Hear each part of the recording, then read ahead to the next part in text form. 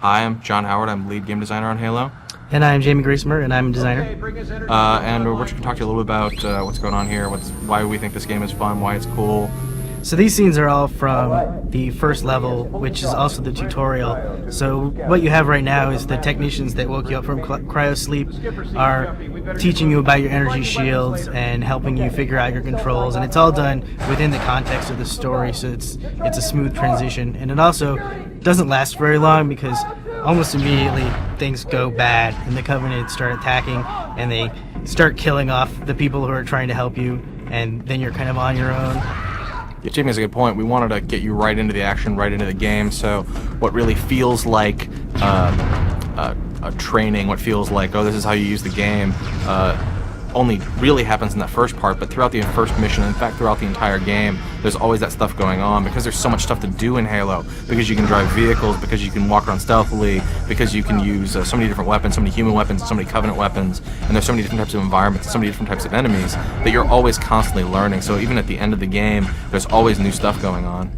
So throughout this mission, as you're progressing through, the ship is taking more and more damage, and your screen will shake more often, and things start falling and exploding, and eventually the ship is just coming apart at its seams right before it crash lands on Halo.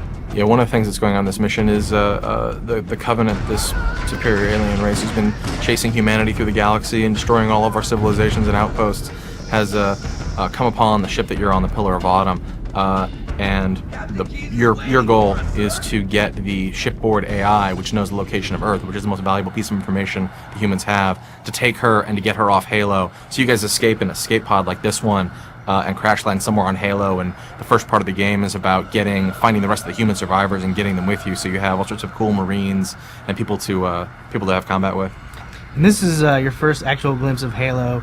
We wanted to show the coolest parts of Halo first, and so we've got the 1,000-foot cliffs and the incredible sky with the ring up there in the distance, but almost immediately before you really get a chance to sightsee, the Covenant are on top of you. The vehicle you just saw there is a Covenant dropship, and one of the challenges we face is obviously we do interior environments and we do exterior environments. One of the challenges with exterior environments is unless you populate the whole exterior with bad guys, you need a way to bring in more bad guys. You can't have guys running over the terrain for 45 minutes coming to finally reach you. So human dropships and Covenant dropships are a way for us to reinforce a battle from either side and to mix things up and to surprise you as you go through the game, and it makes stuff a lot of fun. So here's one of our friends, another one of the Covenant. This is the Grunt, who is affectionately cannon fodder. We're going to waste a couple of them here, waste a couple of elites with the turret.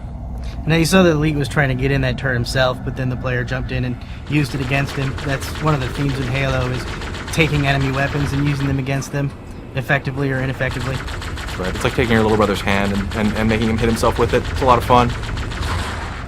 So one of the things that obviously Halo's a game about combat, a game about shooting, a game about explosions, a little bit of song and dance, a lot of human weapons and a lot of alien weapons. One thing we really wanted to do with the weapons in Halo, we didn't want to make, most games have a scale of weapons. Every weapon is better than every other weapon. That's not true in Halo. In every situation, there's always an ideal weapon. It may not be the one you're carrying right now, but every time there's a place, the last mission in the game even, in places in later missions, and all the time in multiplayer where you're like, oh, geez, I wish I had the pistol, or I wish I had the enemy plasma rifle. Always there's a situation where you want different tools.